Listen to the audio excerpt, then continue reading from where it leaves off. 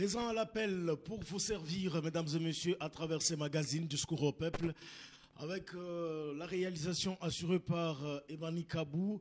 Vous les connaissez très bien, mieux que moi.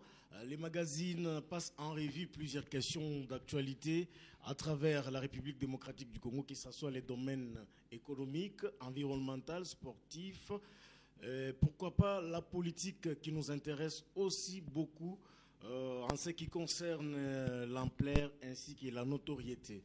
Aujourd'hui, nous allons nous atteler beaucoup plus sur cette épineuse question proposée par les leaders de la Mouka, Martin Fayulu Madidi, qui invite la classe politique congolaise ainsi que les forces vives de la République démocratique du Congo à se mettre autour d'une table question de pouvoir dialoguer et aussi terminer complètement tous les problèmes qui empêchent la bonne marche du pays. Alors, pour beaucoup plus approfondir la question, nous avons fait appel à un haut cadre du parti politique Ensemble pour la République de Moïse Katumbi, à la personne de John Bangou, qui est avec nous. Soyez les bienvenus. Merci, messieurs les journalistes, et nous tenons à saluer les téléspectateurs qui nous suivent à travers votre média. Merci beaucoup. En tant que membre de l'opposition, il y a aussi un autre leader de cette classe politique congolaise qui est Martin Fayulu Madidi, qui vous invite à partir au dialogue avec toutes les forces vives du pays, question de relever les défis qui empêchent la bonne marche du pays, c'est notamment la situation sécuritaire ainsi que l'instabilité du cadre macroéconomique de la République démocratique du Congo. Êtes-vous d'accord avec cette initiative venant de Martin Fayulu Madidi? Merci, messieurs les journalistes, de l'intérêt que vous placez sur cette question qui intéresse plus d'un Congolais. La réalité est que nous sommes tout d'abord africains. Et comme Africains, on ne refuse pas lorsque quelqu'un peut vous demander de parler. Mais le problème qui va se poser est de savoir de quoi on va parler et avec qui parler. C'est ça le grand problème. Parce que quand nous voyons l'appel de M. Fayulu est accompagné par certaines précisions, où il nous parle de la cohésion nationale, il nous parle du rétablissement de la paix. Et lorsque nous voyons les premiers points annoncés par M. Fayulu, qui nous a parlé de la cohésion nationale, on doit savoir que quand on parle de la cohésion nationale, là on voit comment il faut atteindre différentes couches qui composent la société congolaise dont nous sommes fils et filles. Et lorsqu'il est question de voir les couches qui composent la société congolaise, on doit éviter encore la discrimination, par exemple, lorsqu'il sera question de dire avec qui il faut dialoguer. Et c'est là où on s'est dit, on ne peut pas, par exemple, parler du dialogue ou encore de la cohésion nationale sans parler d'un dialogue qui va inclure tous les fils et filles de ces pays. Et c'est là où nous nous disons que s'il nous faut réellement avoir la cohésion et la vraie, à tout prix, on doit penser à l'inclusivité dans l'appel des fils et filles qui doivent parler. Parce que si aujourd'hui la cohésion de la République est mise à mal, c'est parce qu'il y a des fils et filles quelque part de ce pays qui se sentent lésés. Il y en a qui se sentent lésés par la gestion qui n'est pas catholique. Tous les Congolais, même le monde aujourd'hui est en train de voir comment la République démocratique du Congo, avec la gouvernance de M. Tshisekedi, est en train de faire du détournement son cheval de bataille. On ne peut pas passer un mois dans ce pays sans qu'on nous parle du détournement des millions de dollars à travers différents ministères au niveau national, et tout comme même au niveau des gouvernements provinciaux, même là les entreprises publiques.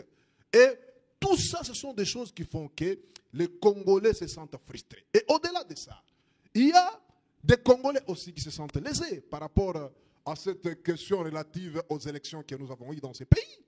Vous allez trouver qu'il y a des gens, par exemple, qui avaient réellement eu le suffrage du peuple congolais.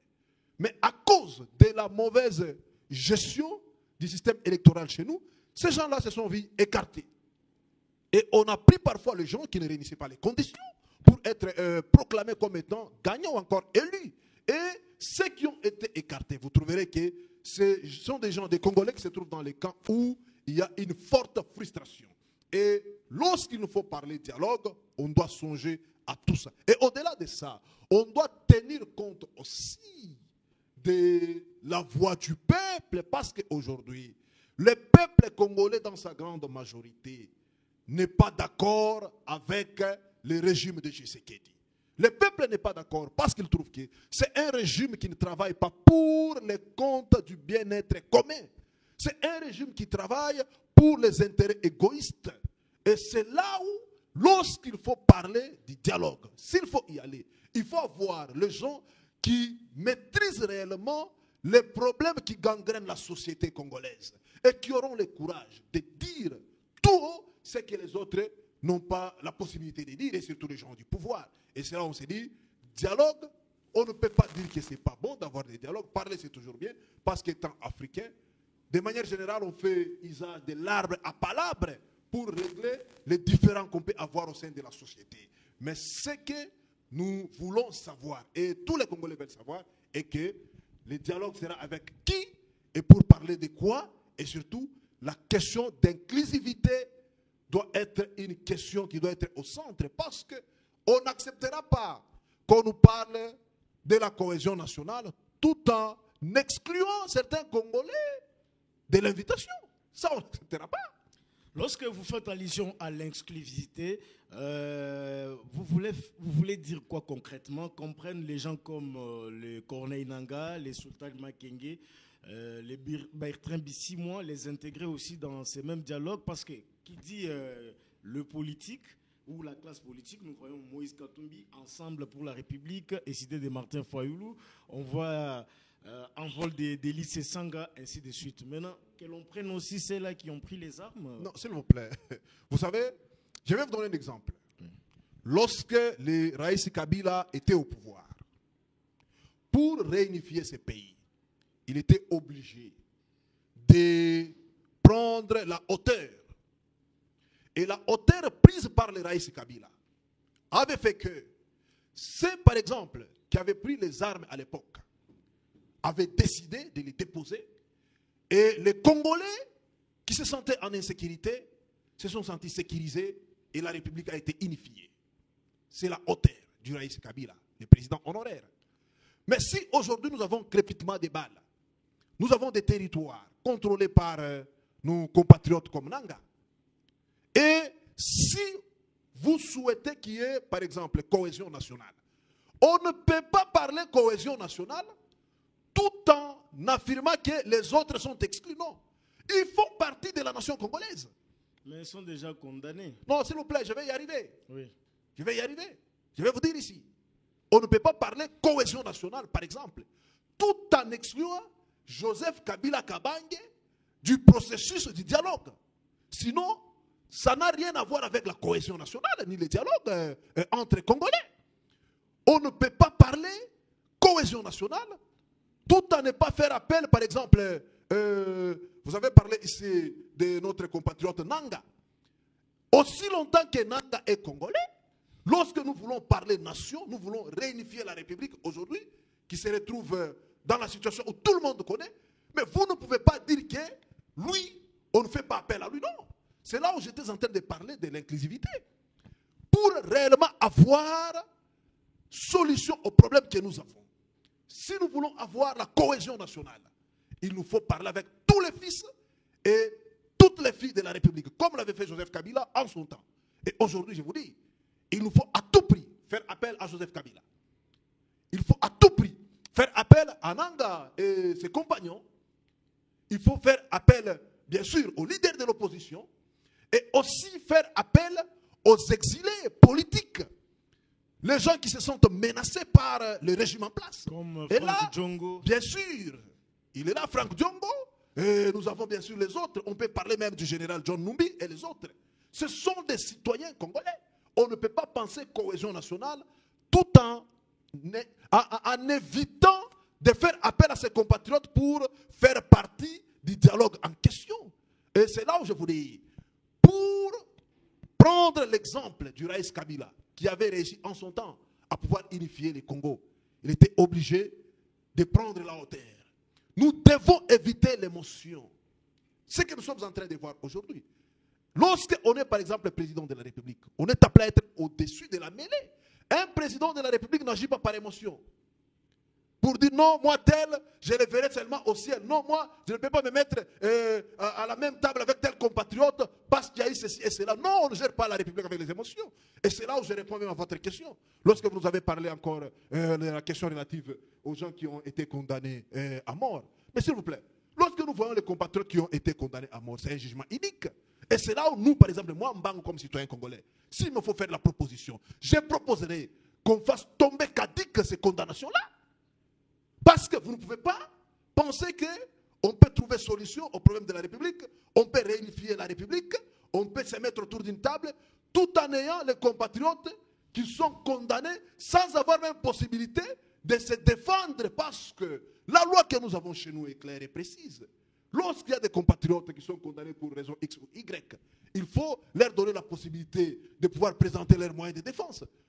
Et vous trouverez que les compatriotes qui ont été condamnés, par exemple, chez nous, on les déclare comme étant en fuite, mais ils sont sur le territoire national. Rutshuru, c'est le territoire national. Et c'est là où je vous dis, nous autres, nous ne sommes pas comme les gens qui ont peur de parler ce qui doit être fait. Nous faisons partie des Congolais, des rares Congolais qui ont le courage de dire la vérité, des choses qui peuvent faire avancer la République. Et c'est là où nous les disons tout, comme citoyens congolais, en sortant d'abord la casquette d'un homme politique. Parce que si je vais porter la casquette d'un homme politique, on va dire non, votre famille politique a dit, ici ce n'est pas la famille politique qui parle. C'est Mbangu comme citoyen congolais qui s'assume. Qui s'assume. Et c'est pourquoi je souhaiterais même, s'il faut titrer l'émission, Mbangu qui parle ici, c'est les citoyens congolais, pas membres d'un parti politique. Qui suggère à ceux qui gèrent, à ceux qui ont proposé qu'il y ait dialogue, que le dialogue soit inclusif, que Kabila, le président honoraire, fasse partie du dialogue, que Nanga, avec ses amis, fasse partie du dialogue, que les exilés comme le Franck Diongo, les John Numbi et les autres rentrent au pays, qu'on se mette autour d'une table, les condamnations uniques à mort qui ont été prononcées soient annulées, qu'on se mette autour d'une table, qu'on se parle. Et j'ai donné ici comme modèle ce que les Raïs Kabila avait fait, qui avait fait que la République soit réunie. Et avec cet exemple, c'est déjà une jurisprudence qui peut aider ceux qui gèrent aujourd'hui, une jurisprudence qui peut aider ceux qui ont proposé le dialogue pour arriver à avoir, bien sûr, les résultats escomptés. Mais aussi longtemps que nous resterons en train de penser positionnement politique, nous aurons des difficultés à réunifier ces pays et nous aurons des difficultés à atteindre l'objectif du dialogue, d'ailleurs, principal qui a été annoncé pour dire la cohésion nationale et chercher la paix, pour dire la réunification du pays aujourd'hui qui est mise à mal. Oui, je vais rebondir avec des petites questions. Je vous en prie. La première, la problématique de la médiation qui, selon vous, doit assurer la médiation de ces dialogues et aussi l'aboutissement, parce que le format du dialogue que l'Iraïs Kabila avait organisé avait abouti au partage des gâteaux. Êtes-vous aussi d'accord avec les partages des gâteaux? Juste après ces mêmes dialogues, on va maintenir qui à la tête du pays et qui va occuper la primature, par exemple, le ministère de la Défense, ainsi de suite. Merci pour la question. Et d'ailleurs, des questions très pertinentes. Il faut avoir Mbangu pour avoir des réponses précises et directes, sans faire le chemin du serpent, les zigzags. Et ici, vous nous demandez qui va organiser les dialogues. Et nous avons déjà nos pères spirituels qui se sont déjà annoncés. Vous allez voir que même Martin Fayulu qui avait proposé, avait parlé de nos pères spirituels. On a déjà l'ECC, l'Église du Christ au Congo, qui s'est présentée comme étant médiateur pour les dialogues annoncés par Fayulu. Et au-delà de ça, on souhaiterait que la CENCO fasse partie des médiateurs pour les dialogues annoncés par Fayulu. Ça, c'est notre souhait comme citoyen congolais. Et au-delà de ça, et lorsque nous voyons le deuxième volet de votre question, et vous nous demandez est-ce que ça va aboutir au partage du pouvoir, comme c'était le cas à l'époque après Sun City. Mais s'il vous plaît, nous, ce que nous voulons, ce n'est pas tout simplement le partage du pouvoir. Parce qu'on ne doit pas continuer avec cette mauvaise habitude de partager le pouvoir pour les intérêts des Congolais et des politiciens voleurs et égoïstes. Non. C'est pourquoi je vous ai dit, cette table ronde, ce dialogue, doit être une occasion où on doit se dire la vérité. On doit dire aux gens que arrêtez avec votre mentalité de piller et d'appauvrir ces peuples. Cette république n'a pas été créée pour un groupuscule d'individus politiciens ou leaders qu'ils soient. Cette république a été créée pour tous les citoyens congolais, y compris vous, messieurs les journalistes, les réalisateurs, les caméramans que nous avons ici. Et parmi les choses qui sont en train d'énerver les peuples aujourd'hui, qui met à mal la cohésion nationale, c'est cette histoire de penser que la République est devenue un pain qui doit être partagé par les politiciens. C'est ça le grand problème. Et ça sera l'occasion pour nous d'aller dire à tous ces vautours politiques la vérité. Ça sera l'occasion d'aller leur dire la vérité.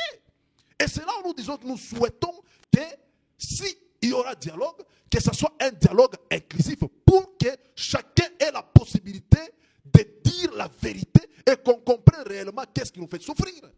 Parce qu'à l'époque, bien sûr, les pays avaient été réunifiés. Les gens avaient pris décision de travailler ensemble. Et c'est pour autant que le peuple congolais s'était retrouvé. Et c'est pour autant que le peuple congolais se retrouve aujourd'hui. Vous allez trouver que la plupart de ceux qui étaient là, et d'ailleurs même le Raïs Kabila lui-même le disait, qu'il lui manquait 15 personnes pour faire décoller ces pays. Je vous dis, il nous manquait 15 personnes. Même aujourd'hui, celui que nous avons comme président de l'Assemblée nationale, Kamere, à l'époque, quand il était venu par exemple à Lubumbashi pour visiter Lubumbashi encore, qui était la capitale de la province de Katanga, avait eu à le dire. Il arrive ici à la poste, à la place Moïse Tchombe, il dit, toute la RDC avec les 11 provinces à l'époque, manquait un gouverneur comme Katumbi. Raison pour laquelle il avait fait même appel à d'autres gouverneurs de venir faire leur stage auprès de Katumbi. Donc pour dire, il y a des gens qui avaient pris décision de travailler avec les Raïs Kabila, tout simplement pour piller la République, s'enrichir et appauvrir le peuple congolais. Et nous ne voulons plus de ça. Si par exemple, autour de la table qui sera inclusive, nous voyons qu'il y a des gens qui viennent avec les mêmes ambitions de l'époque, nous allons prendre nos responsabilités comme citoyens congolais pour dire, votre place n'est pas ici, nous devons vous chasser. Parce qu'il nous fallait parler de manière inclusive. Mais nous trouvons que vous venez encore pour chercher à vous enrichir, ça n'aura pas lieu. Ce que nous voulons est que, s'il faut nous parler, nous devons nous parler pour faire avancer la République. Parce que les gens voient seulement le partage du pouvoir maintenant. Non, la République ne doit pas exister avec le partage du pouvoir de 3 ou 4 ans qui reste à Tshisekedi. Non, nous devons voir au-delà de 3 et 4 ans. Il nous faut organiser encore, par exemple, les élections. Est-ce que les élections qu'on aura en 2028 doivent être les mêmes que celles qu'on a eues en 2023 ou en 2018? Ce sont des questions pertinentes que nous devons traiter là. Est-ce que la composition, par exemple, de la CENI, une CENI politisée, c'est la même CENI qu'on doit avoir encore en 2028? Est-ce que la Cour constitutionnelle que nous avons, une Cour constitutionnelle, selon la Constitution, qui doit rendre les arrêts qui sont définitifs, mais fort malheureusement, la Cour commence à se contredire pour nous parler des erreurs matérielles et remettre en cause ces arrêts pour prononcer encore d'autres arrêts. Mon Dieu.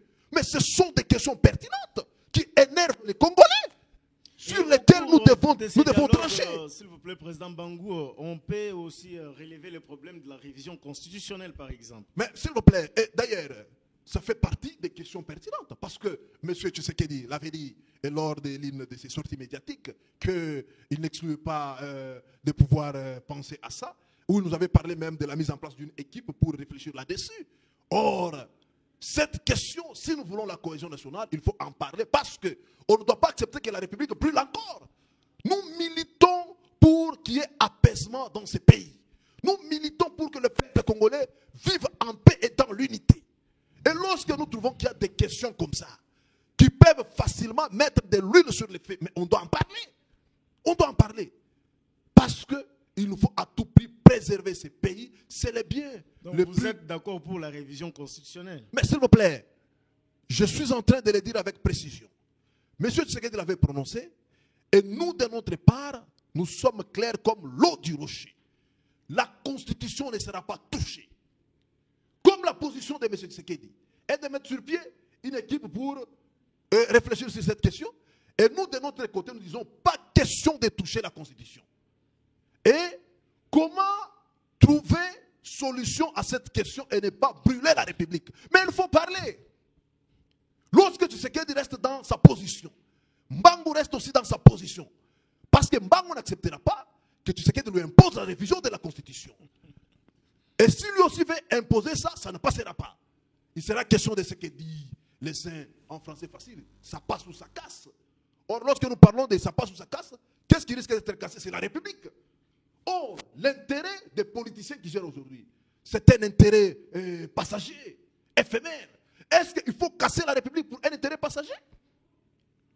Et c'est là où on s'est dit, nous devons préserver la République. Et c'est ça même la raison pour laquelle on s'est dit, s'il nous faut parler, nous devons parler de manière courageuse. On ne doit pas le faire avec complaisance. On doit le faire de manière courageuse. Et il faut avoir des gens qui ont le courage de le dire.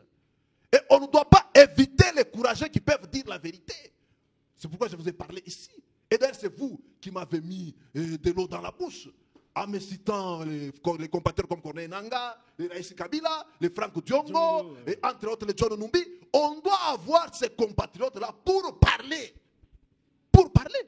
Oui, avant de terminer cette question, pour que l'on prenne les seconds sujets en rapport avec les sommets, la 9e édition du sommet Chine-Afrique, votre lecture par rapport à la manière de faire du ministre de la Justice, Constant Moutamba, nous avons vu depuis qu'il est à la tête de ces ministères, quand même, il y a eu des démarches et des décisions très louables. Quelle est votre lecture par rapport à la prestation de M. Constant Moutamba, qui a été même testé positif au poison? Non, vous savez, ce qui est vrai que les résultats de la gouvernance doit être senti par le peuple pour qu'il soit déclaré positif ou négatif.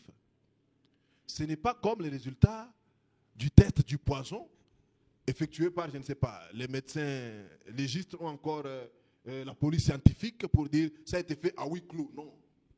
Quand on gère un secteur si stratégique comme les ministères de la Justice, ce n'est pas les magistrats qui peuvent se lever un bon matin pour créer, je ne sais pas, la cacophonie avec les ministères, et à travers ça, on va dire non, non, le ministère a échoué, il a échoué, non. Posons la question aux Congolais lambda. Posons la question à ces Congolais-là. Ceux qui ont parfois des dossiers banals au niveau des tribunaux, au niveau des parquets, est-ce qu'ils sentent que la justice congolaise est en train de s'améliorer? Ils vous diront non. Parce que dans ce pays, on vous dira, par les Congolais qui nous suivent, les citoyens, les pauvres citoyens congolais, qui étaient